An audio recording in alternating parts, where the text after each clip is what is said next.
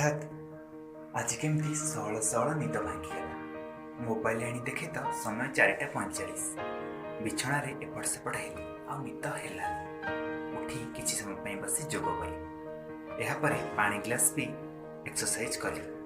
किछि समय पर पत्नी सुलोचना का स्वर सुनिला। आजिकली तुमर आउ किछि मने रहुनी?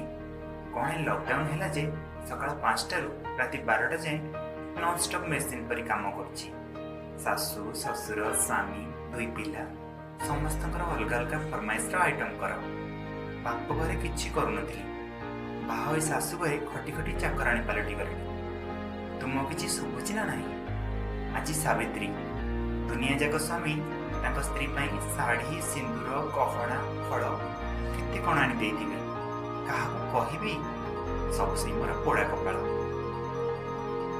पत्नी सुलोचना स्नेह सुलु बोली डाके। सुलुंग ए रुक्ष वचन सकाळ शुणी भाविली किछि प्रेम भरा कथारे बुझेबी। सुलु आ मो विवाह 10 वर्ष पूरी गलानी। ए 10 वर्ष भितर सब सावित्री रे ताको किछि गहना उपहार दिए। मु गोटे प्राइवेट कंपनी चाकरी करे। दरमा जेतिक मिले मो परिवार सेतिक रे चली जाए। हेले ए वर्ष लॉकडाउन सकाशे कंपनी बंद, काम नाही, दरमा को आसीबो। एभली परिस्थिति मो घर चलाइबा कष्टकर हो पड़ी। कोरोना ठू अधिक दाऊ साजिला सावित्री। सुलुंग पाखक जाई किछि कहिबा आगरु से मते कटाकिया करी कहिले, सावित्री व्रत मु तुम लंबा आयुष पई करछि।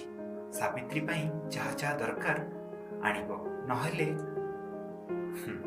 सुलुंग अधा कथा शुणी मु पूरा बुझी पारथिली। आखि पलके सेठू पळाई आसली। गाड़ी धरी मार्केट बाहरी पड़ी।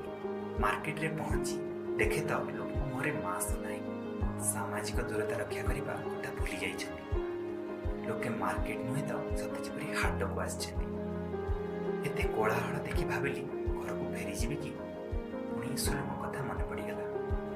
आज घर को सावित्री सज ननै गले घरे पानी ग्लास भी मिलबनी। रास्ता सारा फल दुकान, प्राय सब फल दुकान दाम आकाश छू।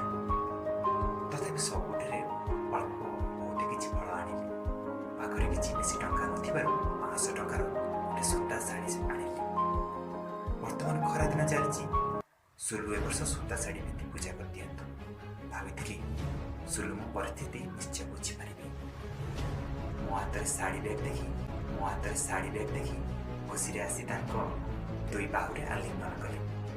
ब्यागु साड़ी टे काढते ताको हस हस मुह फिका पड़ीगला। सुलु ए सुलु, ए वर्ष सावित्री रे सूता शाढ़ी चढ़ी दियो ना। दरमा नहीं, कष्ट घर चलाऊँगी। आसंता वर्ष तुमको निश्चय गोटे दामिका शाढ़ी आनी। पूजा तो पूजा, से कम दाम बेसी दाम कौन? ए वर्ष टिके एडजस्ट कर दियो ना प्लीज। प्रत्येक कथा शुणी सुलुंग दांड बरंग देखी आश्चर्य है। से सोचल परिस्थिति कथा मात्र चिंता करना। जिते बुझेली भी से बुझे नाराज। एका जिद दामी शाढ़ी नहेले से मंदिर पूजा करने जीवे ना। मार्केट पुणी थे बाहरी पड़े। सूता शाढ़ी फेरे दामी शाढ़ी आनिया पाखरे टंका नथिला। सांग घर को जाई 20,000 टंका धार आनिली। से टंकारे दामी शाढ़ी, कॉस्मेटिक्स और कानफुल गिफ्ट देली। गिफ्ट को देखी सुलुंग खुशी ठिकाना रहा नहीं। पाखक आसी मो गालरे एक चुमा दे कहले, तुम्हें दुनियार सबुठ बेस्ट हजबैंड। मु जाने तमें मते बहुत भल पाओ। तमें ना बहुत भल। आशा करुची आपण मानकु सावित्री व्रत उपलक्षे मो क्षुद्र गल्प तमें ना बहुत भल निश्चय पसंद आसथिबो।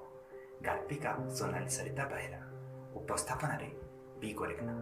नमस्कार।